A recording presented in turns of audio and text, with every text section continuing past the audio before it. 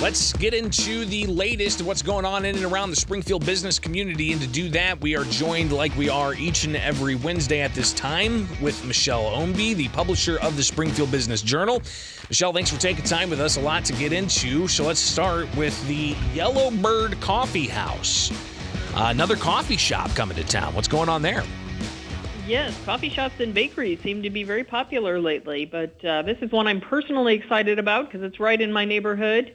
Mike and Kelly Donaldson are opening Yellowbird Coffee House. This is over on North 1st Street, so right by the Memorial Campus, and it was previously the Gastro Grub, if you can picture that. Of course, it's a historic building, and Kelly actually works as a nurse at HSHS St. John's, so the couple said they just really felt like there would be a lot of demand for a coffee place right there in the medical district, and Mike's a bit of a history buff, so they decided to tackle this, what turned out to be a rather massive renovation project of a very historic building. So they're doing the upstairs as apartments, renting them out to traveling nurses, and then doing the lower level as the coffee shop. So kind of taking it back to what it would have been back in the 1890s with the commercial on the lower level, and people used to live up above their store and all that sort of thing. The other thing that's really neat is they actually have an urban farm off the New City Road Blacktop. So they have chickens out on their ranch, and they're going to use eggs from the chicken there in the bakery to do the quiches and the baked goods and all that. They've hired a baker who's going to do everything in-house. So their grand opening is on Valentine's Day. They're calling it For the Love of Coffee. But I believe there's actually a soft opening tomorrow if you just can't wait to check it out. Well, I tell you, I would absolutely love to live above a coffee shop because the smells alone would be enough to just get you waking up every morning ready to go. So thumbs up on that. It's a pretty cool idea. So good to hear about Yellowbird Coffee House with their grand opening set for February 14th. Michelle, something we've talked about in the past, and I've actually ridden one of these e-foils, and all full disclosure, Matt Shearer gave me an overview and trained me to ride one. Took me about 30 minutes to get up and actually scoot around on it. It was pretty neat. But he's hoping to get on Lake Springfield with a business. Doesn't seem like it's being allowed to go forward. What's the latest here on Surf Springfield? Yeah, so this is kind of an interesting story. We did a Biz Bites on Matt back in July when he was first launching the business, and he actually thinks that may have been what sort of put him in the limelight, if you will, kind of called attention to it, because he said shortly after that he started getting some pushback from the city. Couple ironies to this. One is he's a City of Springfield firefighter, so he's actually a city employee. And we had an article in last week's Illinois Times about this, and I do want to clarify one thing. Matt had originally told us that he had gotten a low-interest loan from the City of Springfield to start the business. It turns out the loan was actually through a company called Justine Peterson that specializes in microloans.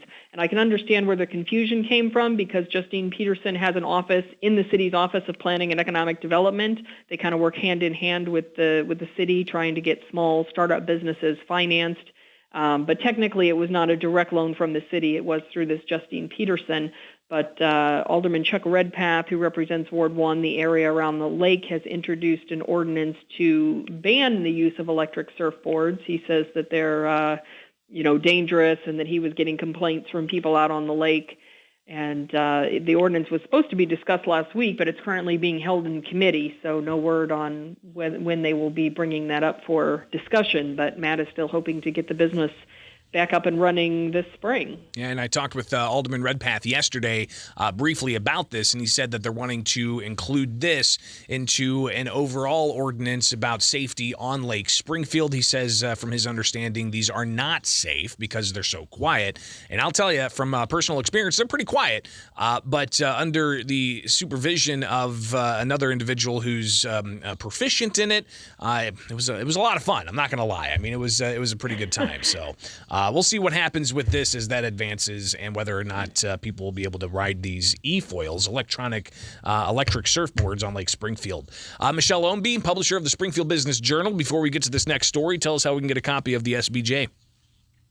Well, if you go online at springfieldbusinessjournal.com, you can sign up for Biz Bites. That's our weekly digital newsletter. Actually comes out on Wednesday afternoons. So if you get signed up in the next few hours, you can make sure you receive this week's roundup. And, of course, you can also sign up to get the print edition while you're at it.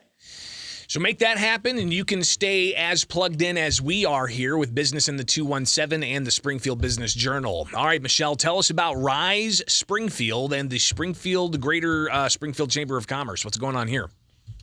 Yeah, so the Chamber is launching a new group for young professionals, as you said, called Rise Springfield. Of course, we hear a lot about how do we attract and then retain young professionals in Springfield, and so they're trying to encourage some interaction and networking among younger people in the business community. Their kickoff event is actually tonight, no pre-registration required, so you can just show up. It's at Home Plate Bar and Grill, and that's from 4:30 to 7 tonight. So if you're a young professional and would like to meet some other young professionals, tonight would be a good opportunity to do that.